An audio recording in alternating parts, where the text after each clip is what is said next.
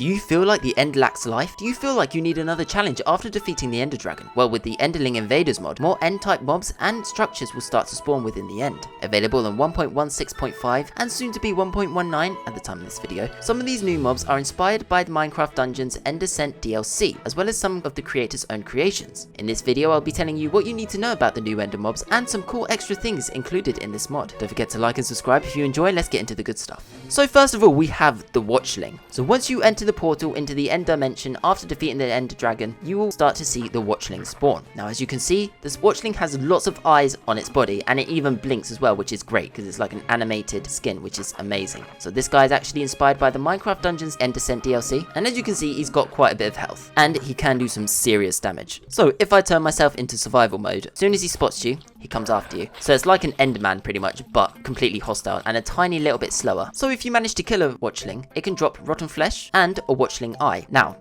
these can be crafted with some black wool, like so, into a crafting table to create a Watcher's Shroud. You can wear this on your chest plate. It gives 6 armor, which is really decent, and the cosmetic side of it is very, very nice. So yeah, let's move on to the next mob.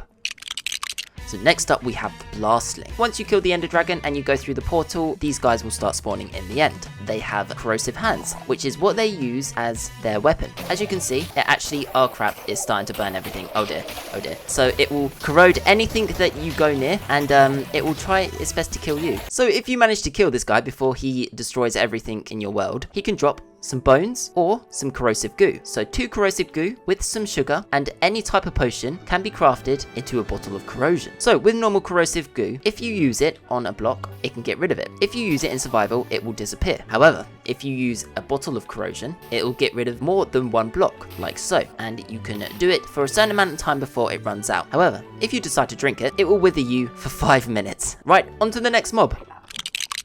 Next up, we have the Snareling. Again, these guys will spawn after the Ender Dragon has been defeated and you go through the portal. If they do spot you, they won't actually attack you straight away. They'll run away, and when they've got some distance, they'll start attacking you, and they start shooting their goo at you. So if you manage to kill a Snareling, it has a chance to drop some string and some Snareling residue. So with some Snareling residue, you can put it into a brewing stand with some thick potions to create potion of ensnaring. As you can see, when applied to an entity, minus their speed by 1000%, which is pretty much exactly what the Snareling residue does to you when you get hit by it by the Snareling. And you can also put the lingering potion of ensnaring onto an arrow, like so. So that's it for the Snareling, so let's move on to the next mob.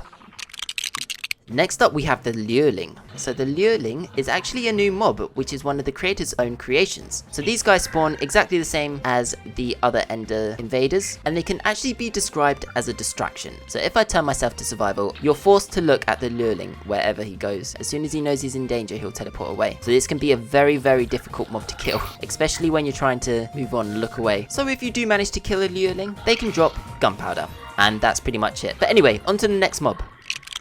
So next up we have the Thumpling. And as you can hear, he's a bit different, very unique. And again, these guys spawn like the other Ender Invaders. So before you actually get attacked by the Thumpling, he'll warn you. If I go into survival mode, he'll start doing that, and he'll warn you not to go near you. But if you do decide to attack him for some reason, yeah, he'll start running after you, and he is super fast, and he will do his best to try and kill you. And what he'll do is try his best to destroy any blocks in his way to try and get to you. So yeah, you just have to be very, very careful not to get on their bad side. So if you manage to kill him, they can literally drop leather and bones. So there is no point in trying to attack the Thumpling, otherwise it's game over.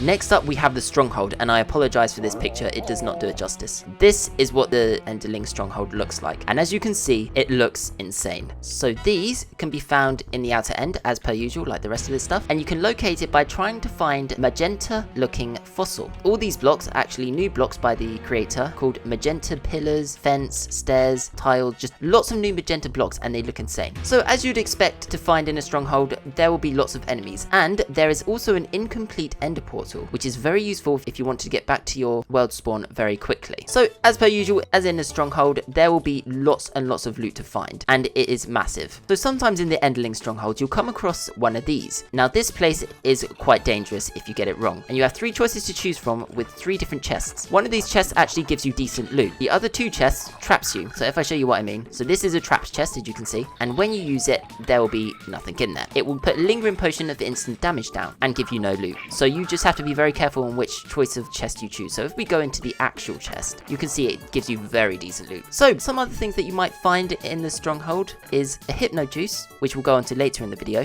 and a Soul Barrier enchantment book. So with this Soul Barrier enchantment book, if you put it into an anvil with a shield, you will get a Soul Barrier shield. With the Soul Barrier shield, you can block certain abilities from the Necrosent, which are also found in the Enderling Stronghold, which is our next thing to go on to. So let's go find out where the Necrosent spawns.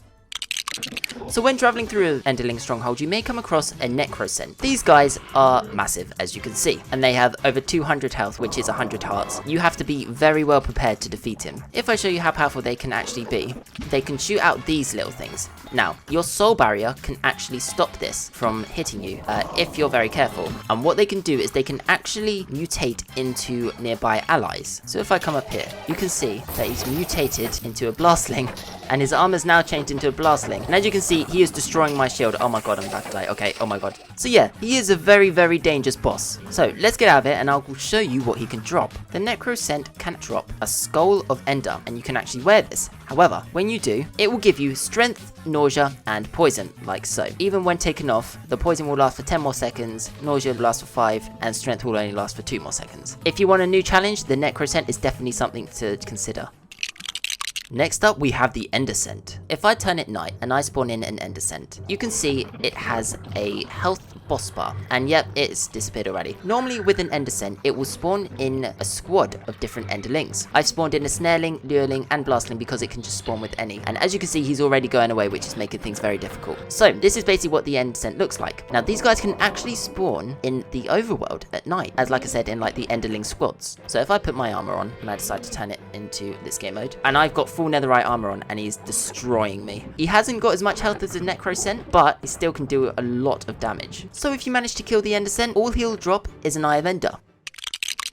So last but not least, we have the extras. Now there's only one thing I didn't go through in this, and this is the Hypno Bulb. So if I spawn it in, you can see it looks like so, and it actually is an entity. Now this is actually a filled up Hypno Bulb, and normally it wouldn't be. What you need to do is actually find Hypno Juice, and if you gather 20 Hypno Juice, you can fill it right up to the brim for the Hypno Bulb. However, because it's already filled right up, it will last a full Minecraft day. So each bottle gives the Hypno Bulb 1 minute of hypnotization, if that's a word. Basically, it will hypnotize anything in the area, and 20 bottles is pretty much a Minecraft day because it's 20 minutes. And you can craft a Hypno Bulb like so, with oak wood and some glass. So if I spawn in a pig, cow, and zombie, it will all be hypnotized into this Hypno Bulb, which can actually be very, very useful.